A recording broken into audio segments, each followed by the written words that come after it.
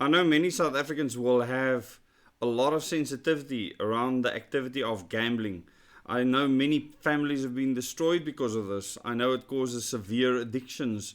And I know people, luckily not in my family, but people that have been affected by gambling in a severe way. Women, children, severely affected. And this is not just men that go gambling, women go gambling, and it's anyone that can become addicted to this. And now gambling, because it's gone online, it is much more readily available, and a lot more people can be targeted by the gambling industry. And the South African government has now decided that because of all the money that the gambling industry is making, that they want to tax this further.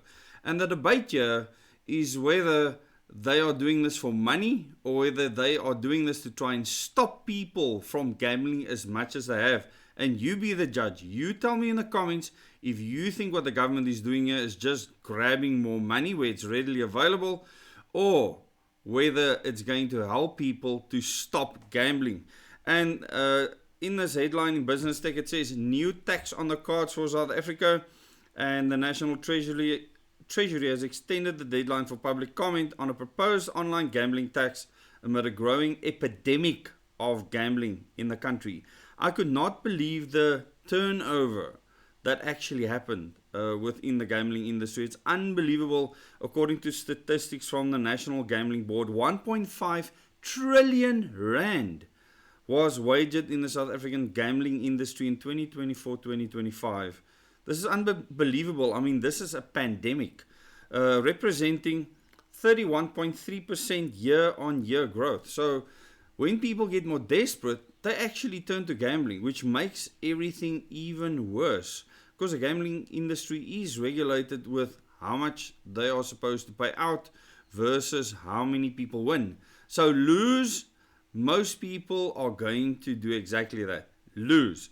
The gambling industry is not going to make money if they don't have a specific proportion of winnings. Most of the turnover, around 75%, came from betting activities generating 1.126 trillion rand. The next largest share was 19.5% for casinos. So most of this is happening online at the moment, and a lot of it is associated with sports. And one specific party in government actually wants to do something about this, but I'm not sure that what they are saying is actually accurate. And so there's mixed views on this regulation. So the one party, who is Rise Mzansi MP Makashule Ghana, has been a prominent critic of South Africa's gambling addiction. I have a huge problem with gambling addiction. I have a huge problem with the gambling industry, but I do believe in freedom of choice. Even if it's going to mean that you are going to ruin your family in the end, if government wants to regulate that, then that is what they have to do. They're going to have to regulate the person doing the gambling. This is not what they're doing here. They are taxing the winnings. So you tell me if you think that it's going to stop people from gambling. Many of them might not even know that it is there. So Rise Mzansi has welcomed this. Ghana said that the new tax rightfully proposes significant changes to the tax regime in the gambling industry, an industry that he said has continued to harm and continues to damage lives and livelihoods. I agree with him 100% on that. I don't agree with the method.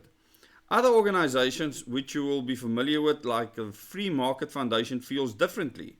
They've been less supportive of the proposal, including the Free Market Foundation, which said that the move is unconstitutional because they are saying that the interactive gambling is technically illegal in South Africa, as the Gambling Amendment Act of 2008 was never promulgated. So there is not even supposed to be online gambling. If you actually see who owns the online gambling in South Africa, you will see the Zionist plot coming to the fore, and how that money then filters its way towards political parties. And maybe Rise Mzansi didn't get enough of that, and they're moaning and bitching about it. Therefore, the proposal of a national tax on it constitutes an inversion of the basic rule of law logic, said the Free Market Foundation. The foundation said that instead of first addressing whether a regulated interactive market is desirable, Treasury is quietly opting to chase easy revenue. And this is what I personally see. You can tell me in the comments if you agree. However, Ghana questioned the proposal's naysayers. He says the proposal for tighter regulations and an online gambling tax has galvanized operators and their think tanks who have made absurd claims that these necessary and urgent interventions are unconstitutional. I think Ghana is just not thinking clearly here. And this is not me supporting online gambling, the furthest thing from it. How is this going to stop people from gambling? I'm trying to understand this. He says that these organizations and people do not care about the lives and livelihoods being negatively affected by this public health crisis. Gambling reforms are an inevitable outcome. I agree with gambling reforms, but tackle it where it matters. If you want to stop people from gambling, ban gambling. Or what you need to do then is regulate the people who gamble. Because if you tax the companies, how is the gambler going to stop? Government is just going to make more money. They don't care, I believe, here about the person gambling. All I believe they care about is the company and getting a share of their fat amount of income. They say here that government is going to bring in or rake in at least 20 billion rand because of this. I'll give you a link to this article in the description below the video as well as in the first comment.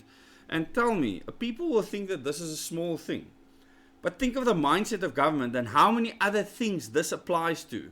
Driver's license card renewals, when that driver's license card can last for eons. Nothing wrong with it. Why must you renew it if there's no law requiring you to renew the driver's license card? Because your license remains intact. Why must you renew a card and why must you pay extra money for it? There's many other examples like this where government is just making money where there's no benefit whatsoever. And I think this is another one of those instances where it's a quick 20 billion. And the government actually specifies here, and I actually can't believe that they are this blatant, that they actually say that this is not, at current levels of gross gambling revenue, that 20% tax on gambling would yield 10 billion in additional revenue for the national government. However, the main objective of the reform would not be to raise further revenue. They're saying that it's not the objective to raise further revenue. This is insane, but rather to discourage problem and pathological gambling and the ill effects, said the National Treasury. Well, the National Treasury, I think, is lying. I think Enoch is talking twak, and so is his sidekick. If you look at the SARS commissioner and the life he lives, the big fat money he earns out of our taxpayers' money and chasing after tax, Kieswetter is probably national enemy number one for many, many people out there. So for them to say that they're doing this not for the revenue, but they're doing it to stop pathological gamblers, it's twak, man. I don't believe it for 1 second. Tell me in the comments what you think is going on here and how government is just distorting every last cent of tax out of the people of the country. And I want gambling to stop. I wouldn't want gambling to even exist. If it happens between friends or whatever, that's fine. But businesses exploiting people in the poorest neighborhoods, I think is sick. And I think it needs to stop completely. And the Zionist bastards that run these industries, that destroy families, I want them gone out of the country too. But thanks so much for watching this video. Tell me in the comments, please, what you think about this. If you've had experiences with gambling, how it's ruined you. And if you are a compulsive gambler, is this going to stop you? Will you even know that that company is paying more tax? And how is that company paying more tax going to stop you from pushing that button?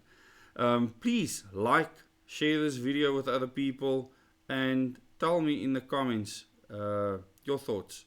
This is really shocking that government is trying to lie blatantly to us like this. Thanks so much, and remember, stay free.